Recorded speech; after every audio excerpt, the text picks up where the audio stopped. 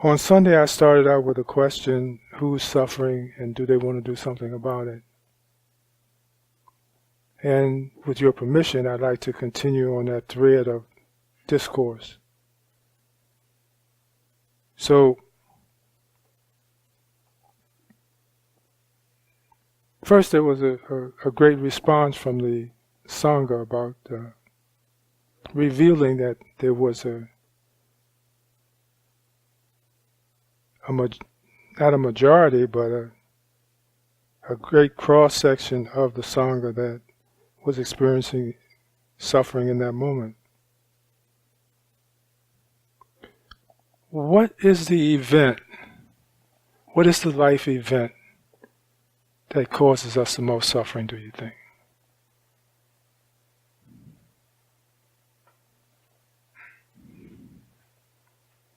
Yes. Oh, he's right here. Oh. Loss. I'm sorry. Loss. Loss. Okay. What category does loss fit into? Grasping. That's a reaction to loss. Grasping is a reaction to loss. Oh, impermanence. Okay, there you go. Yeah, impermanence. Change. Yeah, I had a real good experience about attachment.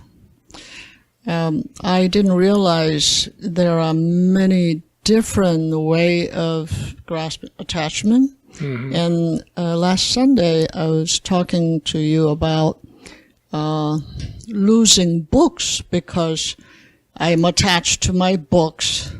And when I loan the books, it doesn't come. And finally, I feel like, okay, when it loaned, it goes away, and it's okay. But then after I went home, I realized my father, because he's in a public place, that people come and borrow the money, and many of them, they don't, pay back. And my mother was like, why you keep doing this? Because you know that they're not going to bring it. He said, when I give it to them, I don't expect to come back. Mm. So what I noticed is that he was very peaceful, and my mother was upsetting. So now I realize that attachment, whether it's a money or a book or my ideas, that how much we suffer this my thing. Mm-hmm. So that made me think a lot. Yeah. Okay.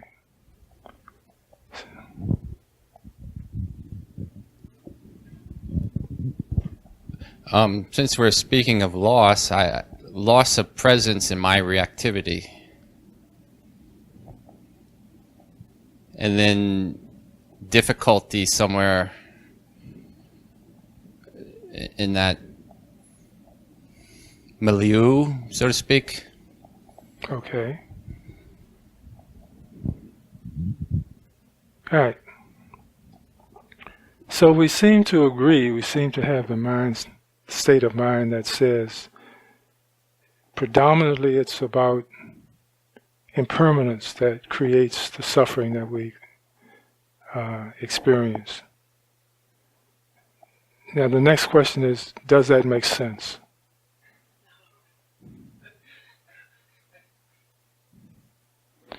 This philosophy, in my opinion, brings us an opportunity to access wisdom, to learn how to analyze and evaluate the moment, and to define its true nature as opposed to how we want it to be. So,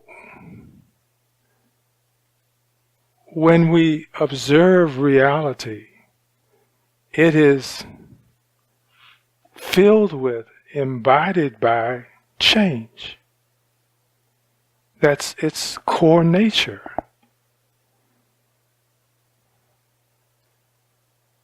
When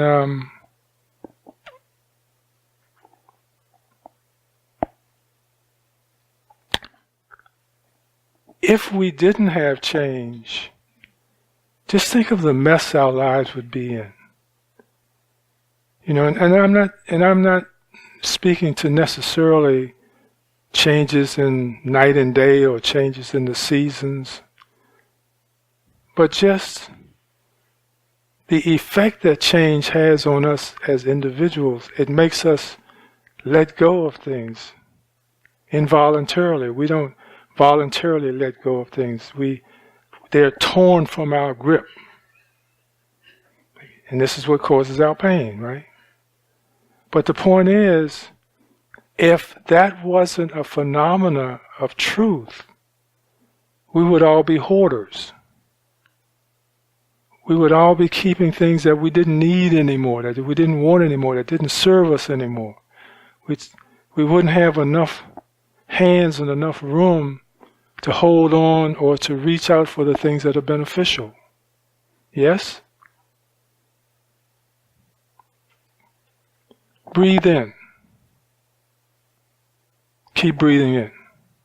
Keep breathing in. Keep breathing in.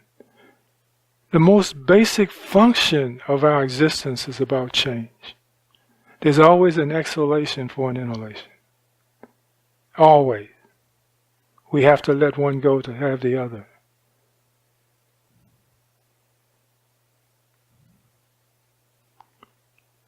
We must develop the capacity to accept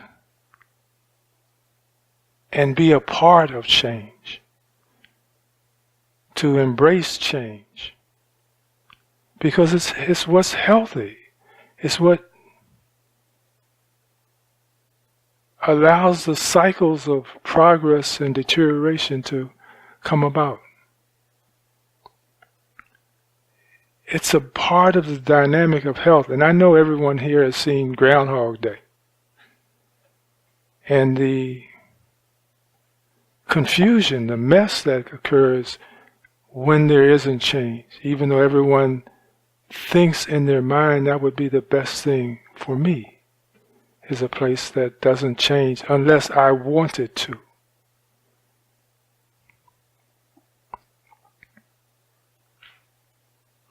So we have to, in my opinion, change our relationship and our view about change. And that's change.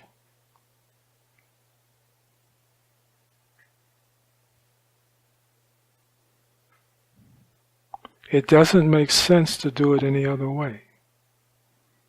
It causes us pain. It causes us distress. That our wisdom mind should identify change as something that is very valuable to us and welcomed to us. And when we are able to walk with change from that place of value, that place of naturalness to life, then we'll find we won't suffer. Now that's dealing with life on a conventional level. Because in dealing with change, in dealing with impermanence, there has to be someone who experiences that impermanence. And of course we know on an ultimate truth, there is no self to experience anything. But we won't talk about that today. What we are talking about, though, is the mind state that we have to have in order to reduce suffering in our lives. And this is the only thing that this path promises to deliver. That when we free ourselves of our ignorance, which is not necessarily meaning stupidity, it means immaturity. We see children who don't want change to occur, and their responses, their drama that they bring up in the day, when they don't want day to disappear, or vacations to end, or toys to break. We see their demonstration, their frustration. their angst.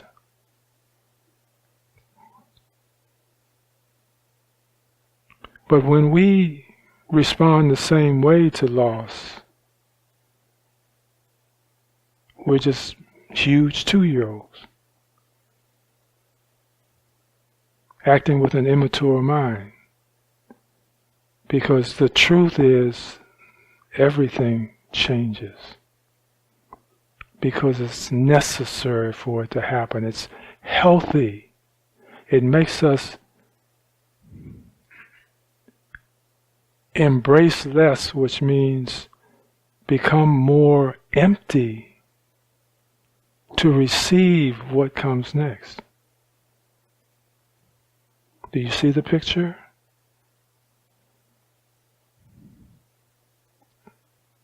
If you can think of anything more to say about this, then I welcome it. It's really so simple. Again, it's not easy because we're still stubbornly holding on to that illusion of empowerment that says, I should be the one who dictates when it's time to let go of something. And we know that in our day, it is easy for us to let go of the garbage and the trash that we want to get rid of, when we're no longer feeling that it's useful for us, when we think that it doesn't serve us anymore. We're ready to let it go. We're ready to move on. And we're impatient with the reluctance of the other to let go too.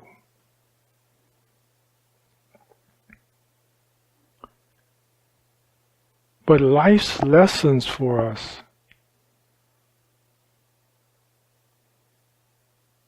catches us at those moments when we're not ready yet, when we don't want to yet, when we haven't gotten enough of our fill of it yet, when there's still a little more to drain from it.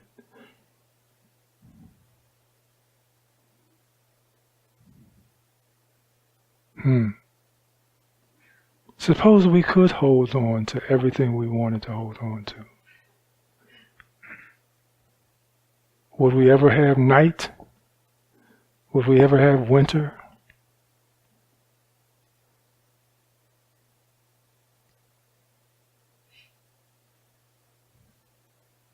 It would be a huge mess. So you see we see the wisdom in the design of life. Now we're starting to see the wisdom in life. It's not punishment. It's wisdom. Divine wisdom. It helps us move toward emptiness because our wisdom will align us with the truth that says nothing is worth holding on to. Nothing, absolutely nothing. And we will stop acting like that 2-year-old. And we will become free.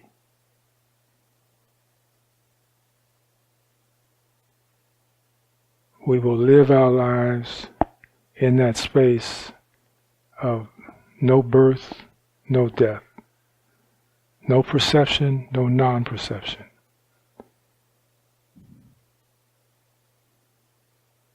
But we gotta let go to do that. To be happy, we've gotta let go.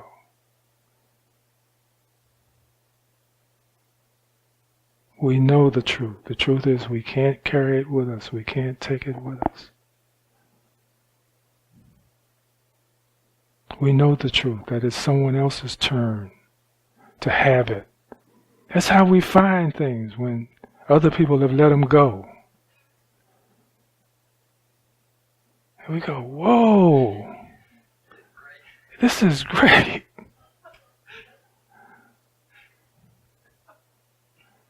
And we hide it under our coat. and run home with it.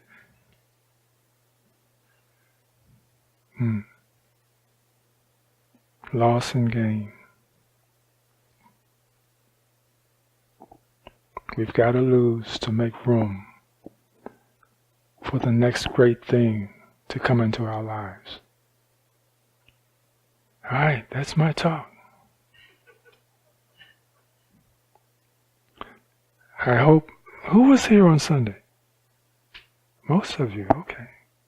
I hope you see the connection between the two talks. I hope they are helpful. I hope you will deny the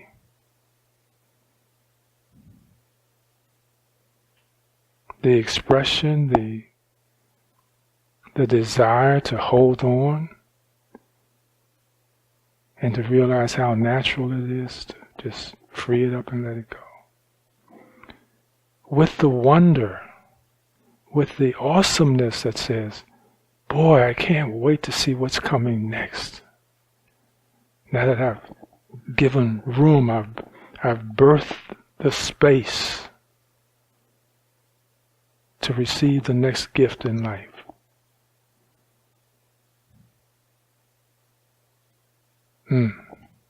What a wonderful way to spend the day. I'm going through withdrawal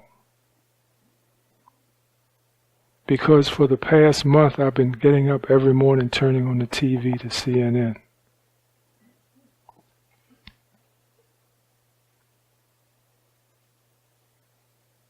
And I didn't realize until I said, enough of that. I don't want to do that this morning. I didn't realize how agitating it was. I woke up this morning and I said, what's missing? It's too still. It's too empty. What's missing? I said, oh, the agitation. Oh, jeez.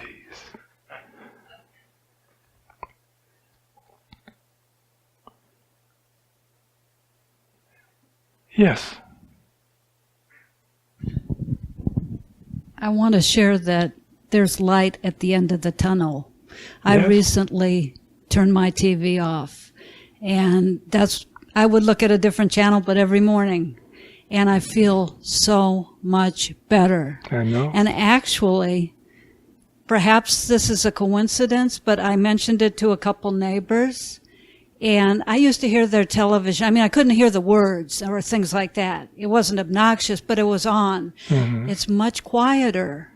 Mm-hmm. So, I detailed my car, and in the next few days, a bunch of people they got their cars washed. So I don't know what that's about, but I guess in my own little way, I've been a trendsetter. Yeah. Anyways, I get way off the topic here, and I just feel comfortable with you guys to share that. It might seem a little odd. Maybe I am. Thank you. Thank you. A deep bow. Thank you. Okay. Oh, we got another comment? I was on family vacation at my parents' house, and all of us were in the swimming pool, and my niece, it was so interesting in the moment. She's like, it's too quiet. It's too quiet. And it's just interesting. We were talking about silence and how do you sense silence. And it was in real time to see the experience of arising and settling and unsettling. So it was nice to see what it actually looks like. Yeah, stillness. It's wonderful. All right. Let's go inside and partner with